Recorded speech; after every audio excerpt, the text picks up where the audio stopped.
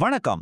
தமிழ் நாவல்கள், குறிப்பா காகிதங்கள்ல எழுதப்பட்ட அந்த காலத்து பொக்கிஷங்கள், காலத்தை தாண்டி இன்னைக்கு எப்படி டிஜிட்டல் உலகத்துல பிரம்மாண்டமா மறுபிறவி எடுத்திருக்கு அப்படிங்கறத பத்தி தான் இந்த விளக்கத் தொகுப்புல நம்ம பார்க்க போறோம். எந்தவித தாமதமும் இல்லாம நேரடியா விஷயத்துக்குள்ள போயிடலாமா? 71,366. இது சும்மா ஒரு நம்பர் இல்லைங்க.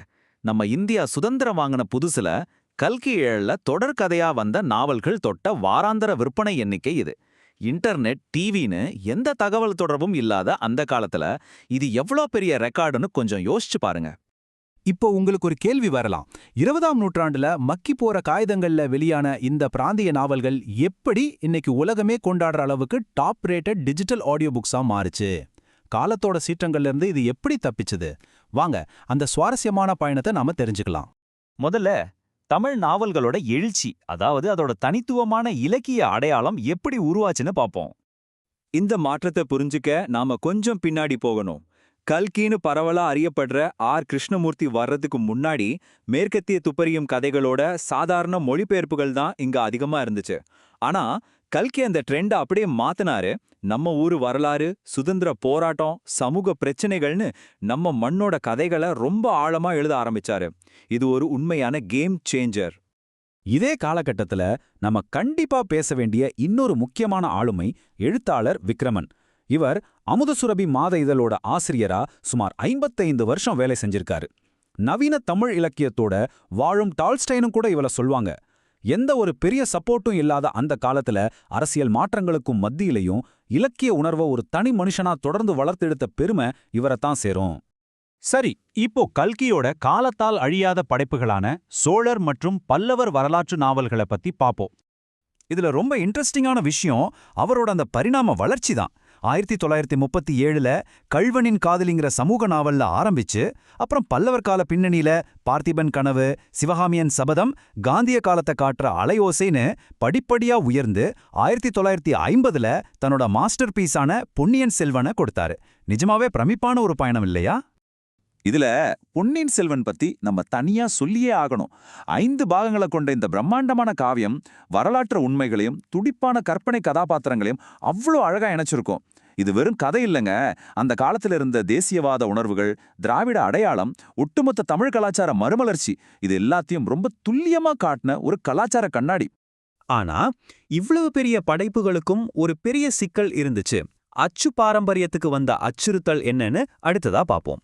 கதைகள் என்னவோ பிரம்மாண்டமா இருந்துச்சு, ஆனா அதை சுமந்துட்டு இருந்த காகிதங்கள் காலப்போக்கிலையும் சீதோஷ்ண நிலை மாற்றங்களாலையும் ரொம்ப சுலபமா சிதைஞ்சு போற நிலைமையில இருந்துச்சு.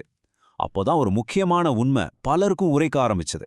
அழியிற நிலைமையில இருக்கிற இந்த புத்தகங்களை காப்பாத்த தமிழ் தாத்தா ஊவேசா மாதிரி இன்னொருத்தர் மறுபிறவி எடுத்து வருவாருன்னு நாம இனிமேலும் காத்துட்டு இருக்க முடியாது. ஒரு தனிநபரை மட்டுமே நம்பியிருக்காம மாற்று வழிகளை உடனே யோசிக்க வேண்டிய கட்டாயம் உருவானது. கரெக்டா இந்த நேரத்துல தான் ரோஜா முத்தையா அப்படிங்கிற ஒரு அபாரமான மனிதர் வர்றாரு. கோட்டையூர்ல ஒரு சாதாரண விளம்பர போர்டு வரைகிற கலைஞரா இருந்த இவரு 1950களில் பழமையான அரிய புத்தகங்களே தேடி அலைய ஆரம்பிச்சாரு. கிட்டத்தட்ட 1,00,000 தமிழ் ஆவணங்களை சேர்த்து உலகத்திலேயே மிகச்சிறந்த ஒரு பிரைவேட் லைப்ரரியை உருவாக்குனாரு.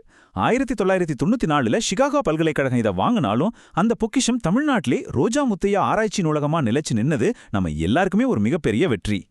தனிமனிதரான ரோஜா முத்தையாவோட இந்த முயற்சி பிற்காலத்துல பெரிய பெரிய நிறுவனங்கள் உள்ள வர்றதுக்கு ஒரு பெரிய இன்ஸ்பிரேஷனா இருந்துச்சு. இப்ப பாத்தீங்கன்னா ஒரு பக்கம் ரோஜா முத்தையா ஆராய்ச்சி நூலகம் சுமார் 3 லட்சம் ஆவணங்களை பிசிக்கலா பாதுகாக்கறாங்க.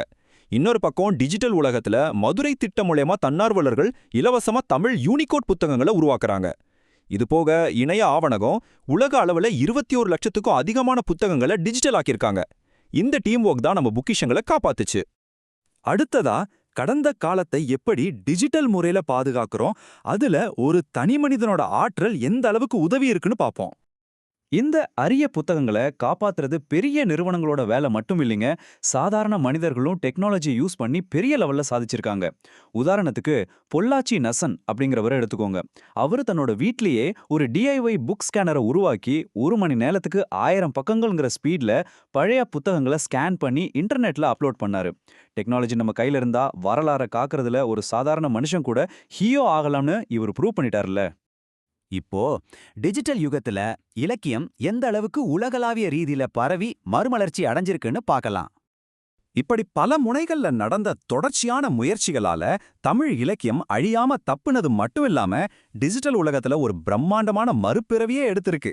இன்னைக்கு நம்ம வரலாற்று கதைகள் பார்டர் இல்லாத ஒரு உலகத்துல சுதந்திரமா இருக்கு. மதுரை திட்டம் மூலமா PDF, கிண்டில்னு பல ஃபார்மேட்ல இலவசமா கிடைக்குது.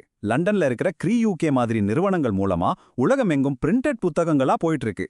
இது மட்டும் இல்லாம ஆடிபிள் மாதிரி தளங்கள்ல செம்ம குவாலிட்டியான ஆடியோ புக்ஸாவும் அசத்திக்கிட்டு இருக்கு. இதுக்கு இதை விட வேற என்னங்க பெஸ்ட் எக்ஸாம்பிள் சொல்ல முடியும்? 1950கள்ல வெறும் ஒரு வார இதழ்ல தொடர்கதையா வந்த பொன்னியின் செல்வன் இன்னைக்கு உலகமெங்கும் இருக்கிற மக்களை ஈர்க்கிற மாதிரி 70 மணி நேரம் ஓடக்கூடிய 6 பார்ட் ஆடியோ புக்கா மாறியிருக்கு. அத்தனை தசாப்தங்கள் கழிச்சும் இன்னைக்கு 4.9 ஸ்டார் ரேட்டிங்கோட இருக்குன்னா நம்ம கதைகளோட வலிமை அப்படிப்பட்டது. இந்த விளக்க தொகுப்பை நம்ம ரொம்ப பொருத்தமான ஒரு விஷயத்தோட முடிக்கலாம். 2500 வருஷத்துக்கு முன்னாடி எழுதப்பட்ட புறநானூற்று பாடலான யாதும் ஊரே யாவரும் கேளீர் இன்னைக்கு இருக்கிற இந்த டிஜிட்டல் உலகத்தோட எல்லைகளற்ற தன்மைக்கு எவ்வளோ பர்ஃபெக்டா மேட்ச் ஆகுது பாருங்க. நம்மளோட பழைய கால பொக்கிஷங்கள் இன்னைக்கு இன்டர்நெட் மூலமா உலகம் எல்லாம் பரவிக்கிட்டு இருக்கு.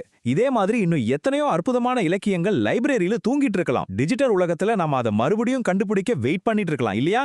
கொஞ்சம் யோசிச்சு பாருங்க. மீண்டும் ஒரு சுவாரஸ்யமான தொகுப்பில் சந்திப்போம். அதுவரை விடைபெறுகிறேன்.